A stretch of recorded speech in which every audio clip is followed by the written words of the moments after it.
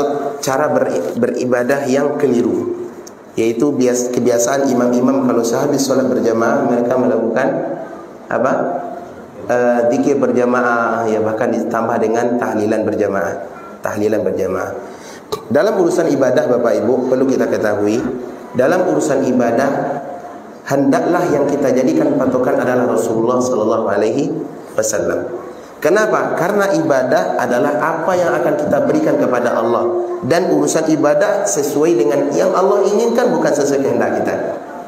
Makanya untuk mengetahui anan Allah inginkan harus melalui utusan. Siapa utusan itu? Rasulullah SAW. Ikut nawat dendang-dendangan pagi petang, asyhadu anna Muhammadan Rasulullah. Aku bersaksi Nabi Muhammad adalah utusan dari Allah. Bagaimana fungsinya utusan? Menyampaikan keinginan yang mengutus. Sekarang pertanyaannya dalam urusan ibadah, apakah kita beribadah sesuai keinginan kita atau sesuai keinginan Allah? Dalam urusan ibadah, yang kita beribadah untuk Allah. Sekarang yang bagaimana kita mengetahui ini ibadah ini sesuai keinginan kita atau sesuai keinginan Allah? Harus melalui Rasulullah. Dan ibadah tidak boleh pakai tawak, tidak boleh sesuai dengan kita. Tidak bisa berlaku dalam ibadah. Ini masyarakat kita banyak cara prinsip mereka dalam ibadah. Ibadah puah patamo asal tidak ada larangan. Kan tidak ada larangan dah. Ada lagi prinsip yang lain, kaedahnya bikin kaedah sendiri. Ini kan baik. Ada lagi kaedah yang lain sesuai mufakat bersama. Banyak. Oh, ini kan tradisi sudah lama dari nenek moyang kami. Seperti ini kami temukan di masjid kami. Kalau habis solat tu ya berjamaah semuanya. Tak solat aja berjamaah, semuanya berjamaah. Maka kita tanya, semua kaedah ini adalah kaedah yang rusak, kaedah yang batil. Kenapa? Kalau kita beragama dengan dasar apa tadi? Kan tidak ada larangannya. Tahlilan. Ada Nabi melarang tahlilan? Ada Nabi pernah kita dengar Nabi melarang tahlilan? Ada apa tidak? Gak ada. Kenapa? Karena kalau urusan agama jangan tanya larangan, tidak akan ketemu. Urusan ibadah tidak bisa ditanya larangan, tidak ketemu dia. Kenapa? Pertanyaan salah, jawabannya tidak ada. Dalam urusan ibadah yang ditanya apa? Perintah. Mana dalil? Mana contoh? Itu yang ditanya. Kalau masalah larangan tidak ketemu. Tidak ada dalam Al-Quran, tidak ada dalam hadis-hadis yang sahih. Semua kitab-kitab hadis dikumpulkan, cari Nabi melarang tahlilan, Nabi menyerang yasinan, tidak ada. Kenapa? Karena ini ibadah, dan prinsip ibadah adalah ulama sudah sepakat al-aslu fil ibadah at-tahrim. Hukum asal ibadah itu adalah haram dilakukan sampai ada dalil yang menunjukkan. Jadi tidak bisa kita berinovasi, Pak. Atau contohnya apa? Berkreasi, lakukan ibadah dulu, setelah itu nanti cari dalil. Tak bisa. Kalau di urusan urusan perbengkelan mungkin bisa lah, otomatis. Nah, salah-salah seketik mereka bisa diulang balik. Urusan agama tidak bisa demikian. Ibadah yang ditanya, perintah. Kalau larangan tak bertemu. Sekarang besok pagi kita solat subuh 5 rakaat. Sepakat Ustaz? Ibu-ibu, besok subuh kita sepakat masyarakat Batu Sangka solat subuh 5 rakaat. Mau tak? Kenapa tak mau? Kan ada larangan. Pertanyaan salah, statement salah, tidak ada hasilnya. Jawabannya juga salah. Makanya ngigur sekali orang-orang dai-dai mengatakan, oh tidak apa-apa, kan ada larangan. Anda dai, salah Anda dalam masalah ini. Kenapa? Urusan ibadah bukan larangan. Demikian juga mufakat bersama. Bisa kita bermufakat masyarakat Batu Sangkar besok salat subuh 3 rakaat. Bisa mufakat kita? Tidak diterima mufakat. Sedunia orang mufakat kalau mengerti agama, aturan yang sudah ditetapkan oleh Rasul, maka tidak boleh dilakukan. Demikian juga dengan ibadah-ibadah yang lain. Sekarang masalah tahlilan yang ditanyakan tadi. Kalau urusan tahlil tidak ada masalah, Pak. Tahlil boleh apa tidak? Boleh tahlil. Bahkan itu sumber pokok pondasi agama kita, tahlil. Apa itu tahlil? Kalimat thayyibah. Kalimat tahlil, kalimat thayyibah, la ilaha illallah. Tak ada salah. Sepakat kita. Pertanyaannya, yang ada tambahan di belakangnya, tahlil tambahan menjadi tahlilan. Apa prinsipnya?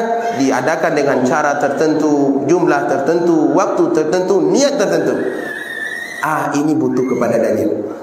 Tidak bisa kita menjadikan dalil yang mutlak menjadi muqayyad atau menjadi khusus, tidak bisa. Ini adalah cara yang keliru. Faham Ustaz? Di sini kan banyak para dosen barangkali atau kawan-kawan yang di mahasiswa, tentu mereka jauh lebih berilmu daripada kita. Dalam urusan dalam urusan ibadah tidak bisa kita mengambil dalil umum untuk kita tetapkan kepada khusus, walaupun baik menurut kita.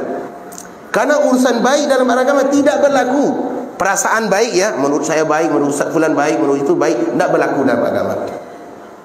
Ketika Abu Musa al-Ash'ari radhiyallahu anhu melihat sekelompok manusia di dalam masjid berkumpul-kumpul, kemudian dibimbing oleh seorang imam, dan dia mengatakan sabbihu mi'ah, hallilu mi'ah, kabbiru mi'ah. Hendaklah kalian bertasbih 100 kali, tahlil 100 kali, takbir 100 kali. Kemudian mereka berkumpul baca bersama-sama bareng-bareng dengan menghitung batu.